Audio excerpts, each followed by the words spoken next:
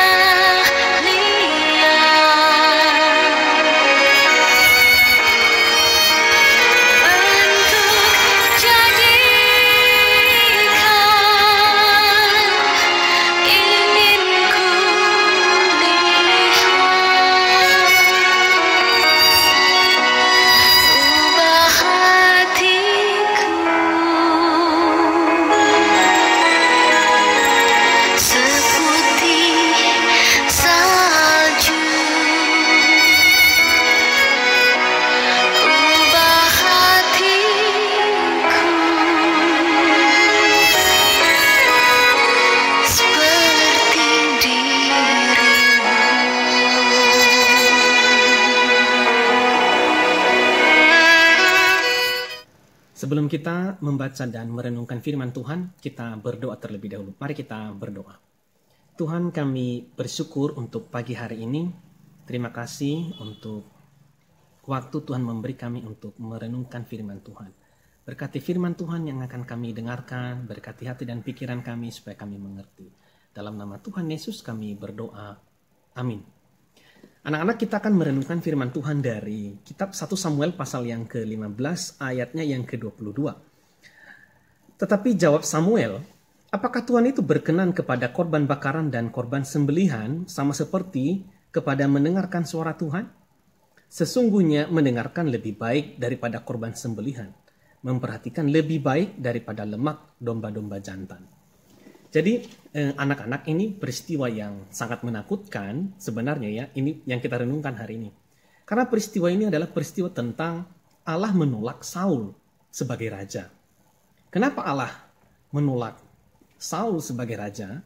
Karena Saul itu, dia tahu firman Tuhan, dia sudah mendengarkan apa yang Tuhan perintahkan, tetapi dia tidak melakukannya. Ia menggagalkan, ya. Raja Saul ini menggagalkan apa yang sudah direncanakan oleh Tuhan. Dia menggunakan pikirannya, jadi seolah-olah dia merasa bahwa apa yang dia lakukan itu benar. Nah, apa peristiwa yang dilakukan, yang dilanggar oleh Saul? Nah, itu peristiwa tentang pada waktu orang Israel berperang melawan orang Amalek, Tuhan sudah firmankan. Tidak boleh ada barang apapun yang diambil atau dijarah. Semua harus dimusnahkan. Termasuk binatang hewan ternak pun juga harus dimusnahkan. Bahkan termasuk mungkin benda-benda berharga yang milik orang-orang Amalek atau milik musuh daripada orang Israel. Tidak boleh ada yang disimpan, tidak boleh ada yang diambil. Tetapi kenyataannya anak-anak, nah Raja Saul membiarkan itu. Membiarkan orang Israel mengambil akan hal itu. Karena dia takut kepada orang Israel sehingga dia membiarkan. Padahal dia tahu bahwa firman Tuhan sudah berkata, tidak boleh mengambil barang apapun, semua harus dimusnahkan. Lalu kemudian dia beralasan, itu nanti barang-barang itu digunakan, dipakai untuk dijadikan sebagai korban persembahan kepada Tuhan. Padahal Tuhan sudah perintahkan, sama sekali tidak boleh diambil.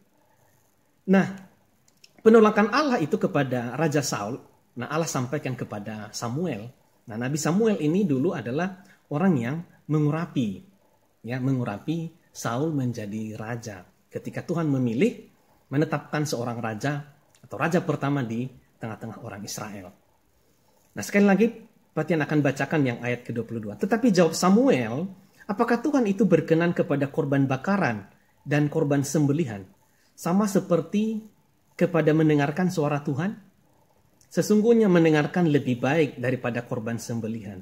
Memperhatikan lebih baik daripada lemak domba-domba jantan. Jadi Raja Saul ini menolak firman Tuhan, tidak melakukan firman Tuhan dengan mencoba berpikir sendiri, mencari-cari alasan. Bahkan dia menjadikan orang lain itu sebagai alasan, mencari-cari kesalahan, menjadikan orang lain itu sebagai alasan. Dia seolah-olah takut kepada orang Israel. Padahal dia tahu apa yang Tuhan sudah firmankan. Jadi anak-anak, di dalam firman Tuhan yang disampaikan hari ini kepada kita, memperhatikan itu lebih baik.